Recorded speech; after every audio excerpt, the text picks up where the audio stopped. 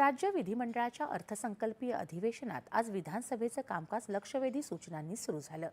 स्थानिक स्वराज्य संस्थांच्या शाळांचं लेखापरीक्षण आता टाटा इन्स्टिट्यूट मार्फत केलं जाणार असून शाळांनी वरच्या वर्गांची मागणी केली तर त्यालाही मान्यता दिली जाईल अशी माहिती शिक्षण मंत्री दादा भुसे यांनी दिली।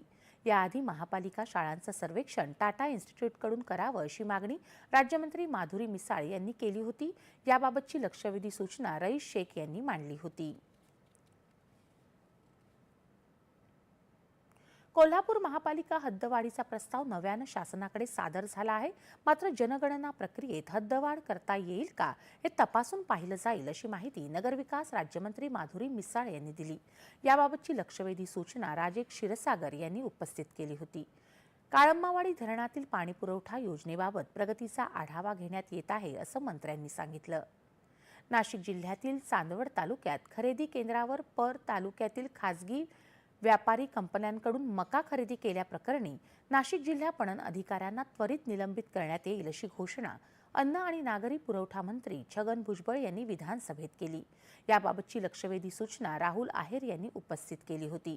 याशिवाय या प्रकरणी सर्व दोषी व्यापारी आणि कर्मचारी यांच्यावर फौजदारी गुन्हे दाखल करण्यात येतील असंही भुजबळ यांनी सांगितलं। सगळ्या गोष्टी त्या ठिकाणी केलेल्या आहेत आणि त्यामुळे मला असं वाटतं की जे त्यातल्या त्यात जे योग्य काम करणारे लोक आहेत तेच LCB मध्ये अपॉइंट झाले पाहिजेत अशा प्रकारचा प्रयत्न आहे।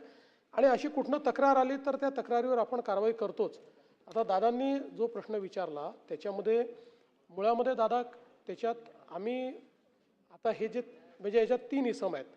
एक हा कदम आहे जो आपला पोलिसचा आहे, एक खाजगी व्यक्ती आहे आणि एक PI, अशा 3 जण आहेत। या तिघांचेही मोबाईल जे आहेत ते आम्ही जप्त करून आणि त्याचा डिलीटेड डेटा आम्ही त्या ठिकाणी रिट्रीव्ह केला।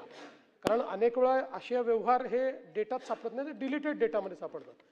आणि त्याच्या पाठीमागचा उद्देश हा होता की या डिलीटेड डेटामध्ये कुठेतरी या तिघांचा एकमेकाशी संबंध जर सापडला तर मात्र मग त्यात दोष पक्का 100% दिसेल। पण डिलीटेड डेटामध्ये असा कुठलाही संबंध दिसलेला नाही। त्यामुळे या प्रकरणामध्ये कुठेही आता PIचा थेट संबंध आहे असं लक्षात येत नाहीये।